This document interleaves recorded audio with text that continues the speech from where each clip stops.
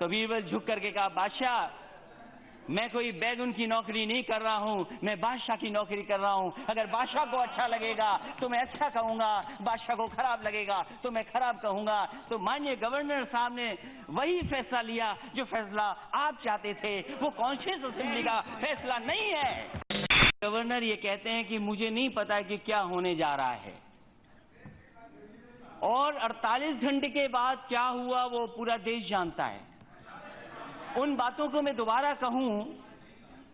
दोबारा ये कहूं कि जो हमारी माइंड ने कहा कि सड़कों पे क्या है, जिस प्रदेश के लिए फैसला लिया गया है वो प्रदेश में खुशी है कि नहीं है, उस हिस्से में खुशी है कि नहीं है, वहां की जनता दुखी है या खुश है, कम से कम मैं जान लूं। और फिर स्पीकर सर, मैं वो किस्सा बताता हूं। ये बादशाह एक बार बैठे थे, दावत हो रही थी उनके यहां,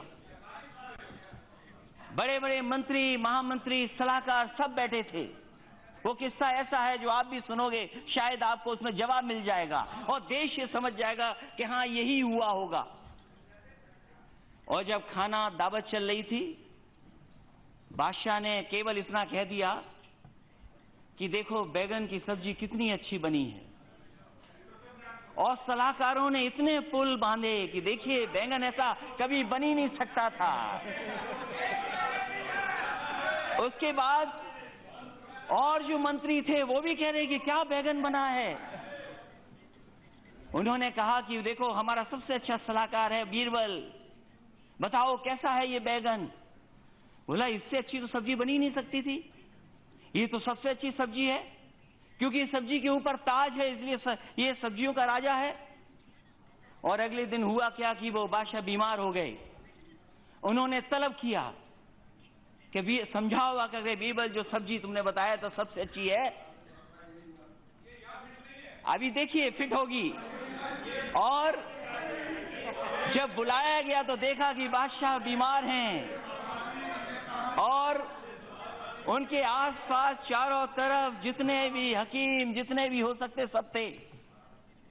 उन्होंने बीरबल से पूछा, ये बताओ कल तो कह रहे थे सब्जी अच्छी है और ये आज आप आते ही बुराई करने लगे, और जब बुराई कर रहे हो तो आखिरकार क्यों बुराई कर रहे हो। तो बीरबल झुक करके कहा, बादशाह, मैं कोई बैगुन की नौकरी नहीं कर रहा हूं, मैं बादशाह की नौकरी कर रहा हूं। अगर बादशाह को अच्छा लगेगा तो मैं अच्छा कहूंगा, बादशाह को खराब लगेगा तो मैं खराब कहूंगा। तो माननीय गवर्नर साहब ने वही फैसला लिया जो फैसला आप चाहते थे, वो कॉन्शियस असेंबली का फैसला नहीं है। ये फैसला ऊपर से नीचे गया है। और ये दुख की बात, अगर स्पीकर सर, कश्मीर में किसने क्या खोया, हमने भी खोया है, हमारे लोगों ने खोया है।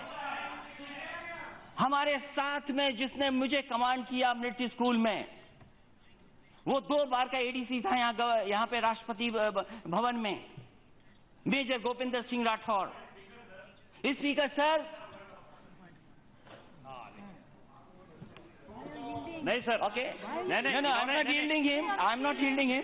स्पीकर सर, आप बोलते जाओ। ये स्पीकर सर, मैं कहना चाहता हूं, वो यहां से गया अपनी नौकरी छोड़कर। I am not yielding you, I am not yielding you, I am not listening, I am not yielding, I am not yielding. Major Govinder Singh Rathore यहां से नौकरी छोड़ के गए और वो शहीद हुए, वो आतंकवादियों के सामने शहीद हो गए। मैं जिस मिलिट्री स्कूल से पढ़ा हूं, मेरे फौज के लोग न जाने कितने शहीद हुए हैं। और अगर फौज के लोग बैठे हों या अगर कोई यहाँ फौज के बारे में समझता हो तो मेरे स्कूल के पढ़े हुए न जाने कितने नौजवान शहीद हुए वहां पर। जो 2 बार राष्ट्रपति जी के साथ एडीसी रहा हो वो शहीद हो गया वहां पर। क्या हम कश्मीर के लिए, क्या हम नहीं हैं? क्या कश्मीर को हम नहीं चाहते? क्या हमारे देश का कश्मीर नहीं है क्या? मैं जानना चाहता हूं। स्पीकर सर ये बोलते हैं कि 70 साल में कुछ नहीं हुआ। मैं आपसे जानना चाहता हूं कि 11 साल तो आप अपने क्यों नहीं गिनते हो? अरे 70 साल बदलो। अब हाँ, वो तो मुझे लगता है कौन कौन कंफ्यूज हुआ है। कंफ्यूज तो बहुत पूरा देश कर रहे हो, और कंफ्यूज इसलिए कर रहे हो कि जब से ये लोकसभा सत्र शुरू हुआ है आपने देश के 20 करोड़ लोगों के लिए काम किया है, अभी 110 करोड़ लोगों के लिए काम आपने नहीं किया है। अभी तक स्पीकर महोदय 20 करोड़ लोगों के लिए काम कर रहे हैं। और मैं जानना चाहता हूं 11 साल अपने गिनिए और पाक ऑक्युपाइड कश्मीर, मेरा सवाल है स्पीकर महोदय सरकार से कि क्या पाक ऑक्युपाइड कश्मीर किसका हिस्सा है, ये सरकार बताए। इस तरह की वायरल वीडियोस और देश और दुनिया की तमाम बड़ी खबरों के लिए जुड़े रहें अंधभक्त के साथ।